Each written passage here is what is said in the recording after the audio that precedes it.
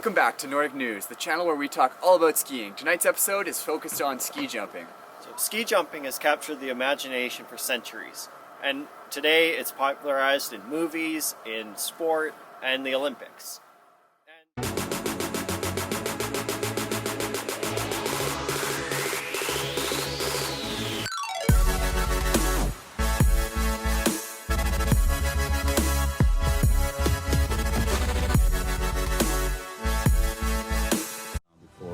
You can break bones. You're lucky if you can walk again. As your coach, I think you're crazy. But as your friend, Fly.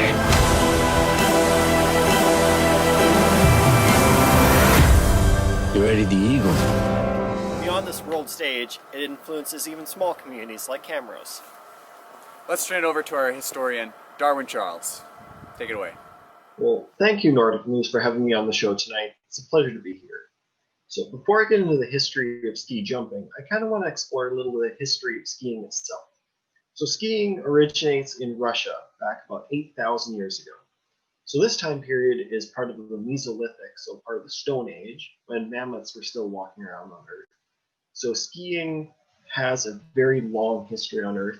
And in that time, I'm sure that someone went over a bump in the road or a log or something and got a little bit of air.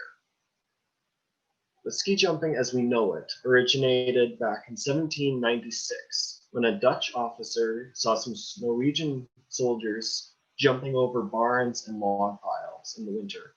I'm not sure why they were doing this. Maybe it was fun or maybe it was training, as some of the historic Norwegians were the Birkebeiner, who are Kingsguard in the Norwegian army.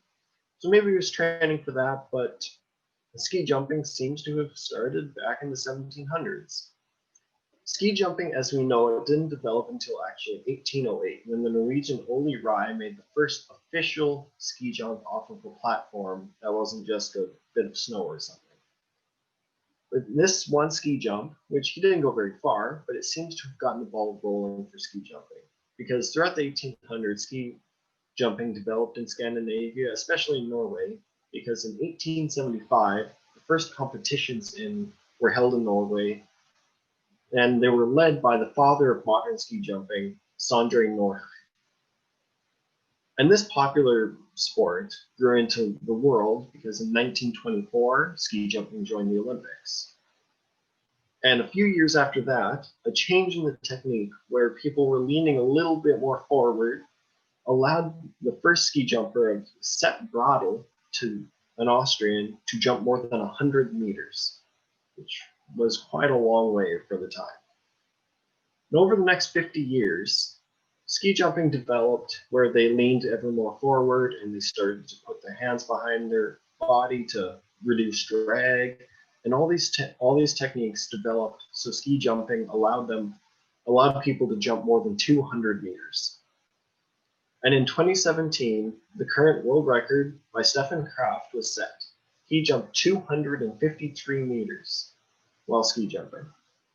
This is a quarter of a kilometer that he was flying through the air. It's an amazing achievement. Vor allem im letzten Flugteil, da oberst, den brauchst du eigentlich. Aber Kraft, die macht das schon. Österreich hat hier das bislang einzige Mannschaftsfliegen vor einigen Jahren gewinnen können. Gas. Und der ist noch höher. Der ist noch das höher. ist wieder Weltrekord. Das ist Weltrekord. Das muss eine weitere Verbesserung des Weltrekords von Stefan Kraft. It took nearly 8,000 years for skiing to get off the ground. But now that they have got off the ground, it seems like they're ready to fly.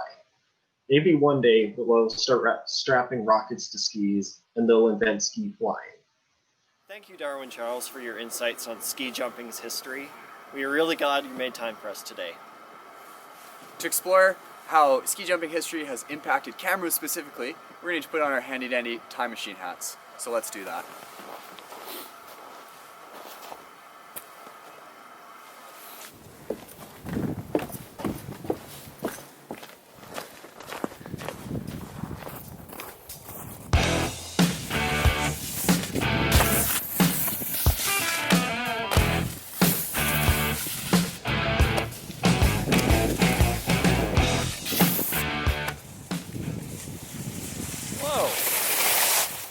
What a jump!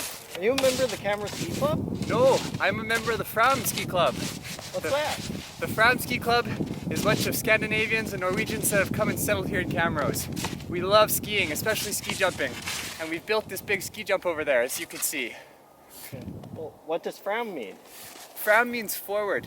It's based on the explorer Roald Amundsen. His ship was called the Fram, and it went forward just like us on our skis. We were so fast. Well, thank you for taking time out of your ski day to answer my question. Yeah, anytime. Tuck. Wow, that was really something. What a joy to go back in time like that. We learned so much by seeing things firsthand. But now that we're back in the present, so the Fram Ski Club, like we just visited, eventually became the Camrose Ski Club. The Camrose Ski Club is still around today and has produced many great skiers, including the Servold brothers, Clarence and Irvin, who went on to ski at the Olympics and represent Camrose and Canada in the sport of ski jumping. You know, in our mindset, or at least mine, I mean, it was nothing special. It was just what you did. And, you know, I was never afraid of anything. I don't know why, but I never was. My dad was a sailor when he was 14 years old, and he used to tell me stories from the sea, like going from Italy up to Iceland and, you know, heavy storms and stuff like that. So it was, I think we were inspired by their simpleness, but their dedication to life sort of thing. And I think that's what always held with me, you know, that there's always tough times ahead, but you get through it. You know, even when you're training, you get so tired. And sometimes I've been in races and I think, why am I doing this? I'm going up a hill and I'm just half dead. I can hardly move my legs. I've been puffing and not enough air. And you know, you wonder, but then when you get on the flats and go downhill, you recover. And then when the race is over, you feel like you really accomplished something, no matter if you're first or last or middle or what. Should have heard the locked out jailbird sing, let it rock. Everybody let it rock. Everybody in the whole cell block was dancing to the jailhouse rock. Spider Murphy played the tenor saxophone. Little Joe was blowing on the slide trombone. The drummer boy from Illinois would crash, boom, bang. The whole rhythm section was a purple gang. Let it rock. Everybody let it rock. Everybody in the whole cell block was dancing to the jailhouse rock. Number 47 said to number 3, you the cutest jailbird I ever did see. I sure would be delighted with your company. This is where the ski jump used to be. The original ski jump was set up over there on that hill. It was initially built in 1911 by the Norwegian settlers. They built the first ski jump there, and there was a tournament hosted in 1912. Unfortunately, that initial ski jump blew down, but they rebuilt it in 1924. That one also blew down, so they rebuilt it in 1930. And that one stayed up until the 60s when ski jumping went out of vogue, and then it was taken down. After that, there's a big break until a newer ski jump was eventually built in the 90s by the Servold brothers. The foundations of this jump still stand, but unfortunately this jump was taken down by the city in 2016 due to a myriad of reasons, which we'll explore in our next segment. Despite the storied history of ski jumping in Camrose, all good things must come to an end. Skiing continues in Camrose to this day, but unfortunately ski jumping is not part of that equation. The final iteration of the ski jump was torn down in 2016 amid much debate. Let's go to some Camrose locals to discuss this. When the ski jump was demolished in 2016, it was the last historic Camrose landmark still standing. It was about 25 years old with good bones. One old jumper, who I think was also an engineer, said it could be considered art in light of the application of geometry and physics on it. Like the grain elevators, the prairie grain elevators, the Camrose ski jump stood as a prairie sentinel, and you could identify it long before you reached Camrose, whether you were traveling from north, east, south, or west. I see the ski jump, I see Camrose. Even when there was no one jumping, one ski jump supporter said the jump gave a comforting presence when one was just walking or cross-country skiing. Other Camrosians described it as a majestic icon and the crown of the valley below. Here it comes. In the summer of 2015, the city announced its intent to tear down the jump. About a dozen passionate ski jump supporters banded together to see if anything could be done to save the jump. They named themselves the Camrose Nordic Park Society. So after hours and hours of meetings and consulting with people and research and presentations from zipline guys and presentations from rock walls and ski club, things like that, we went to City Hall in June of 2016 and said, thanks for giving us this stay of execution. This is what we propose, and this is how we want to make use of this, and how we want to repurpose this structure. We know for sure that it is no longer going to be able to be used as a ski jump because of its design being different than what the ski jumping community allows now.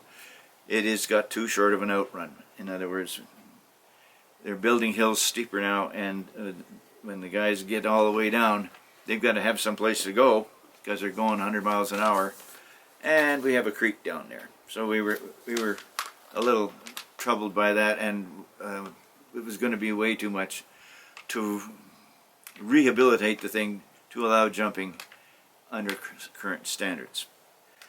But we wanted them to think about it as a future of the Nordic park that we pictured.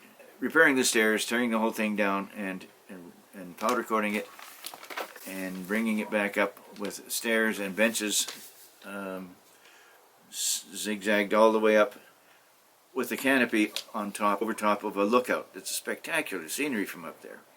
And they wanted to know what this was all going to cost. We told them $360 for what we see now. More to come if we develop it further. But we don't need your money. The idea was we could access grant sources from the federal and provincial governments and certain foundations, and we would have to raise the matching funds, which we were already able to guarantee, and the city would not have access to these grant sources. So we weren't competing with them at all. We were just saying, here's some new sources you can't access, we can, and we'll get the money. We don't want anything from the city for this. All we want from the city is a letter saying, okay, please go ahead. We thought we had enough councillors that had said to us, yeah, we agree, we'll go ahead. But then all of a sudden, the pressure from within got to them, and the motion was lost, 7-2. And they immediately made a motion to contract to tear it down. That was going to be an $18,000 bill, they thought, and in 3 weeks it was down. The group of us aren't at all happy with this, but there's not much we can do. Gone but not forgotten. This Camrose ski jump might be gone from the skyline of Camrose, but it isn't gone from the hearts of Camrosians and skiers alike. Let's go talk to some local skiers and see the impact that the ski jump had on them. Hello, Reese. How have the Norwegian roots of the Camrose Ski Club impacted your decision to come ski at Augustana? Yeah, I'm Reese. I am a second year at Augustana, and I chose to come to Camrose mostly because of their cross-country ski team that they have there, the Vikings. And so one of the main reasons the reason I chose to come study, of course, is because I could do cross-country skiing while I was studying, which is important to all Norwegians, of course, to do cross-country skiing. And this the reason they have the cross-country ski team in Camrose is because of the Norwegians that settled there in the early 20th century. It's important for me to know that they understand the Norwegian culture and our values, and that I can eat lutefisk and brunost and lefser, of course, because they have that in Camrose, thanks to the Norwegians that were there. Okay, thanks, Reese. In conclusion, the ski jump and the ski club of Camrose have left a lasting legacy on the city of Camrose. Winter athletes, Olympic athletes, and casual athletes have for generations loved to ski and for a while ski jump off of this hill. Even without the ski jump, skiers and runners alike come up this hill all the time for training, races, or just for a fun ski and run.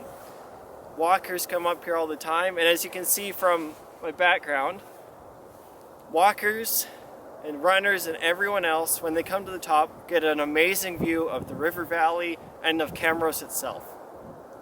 And from where we stand right here, begins the luge track, which is a unique feature in most prairie cities and cities outside of the mountains of Canada. And from this hill, kids of all ages, be they young at heart or young of age, sled and ski down this hill during the winter, which causes huge amounts of fun. And when I was a kid myself, I loved to play knights and castles and other kind of games like that. And when we stand at the top of the hill, you get a sense of this is a castle of Camrose that I'm sure every little kid would love to attack when playing their games. With the ski jump gone, the ski hill itself has caused generations of enjoyment for Camrose and has left a lasting legacy on the city. Thank you for tuning in to Nordic News. This concludes our program for the evening. We hope you learned something, we hope you feel inspired, and most of all, we hope you get out skiing. Thank you, and good night.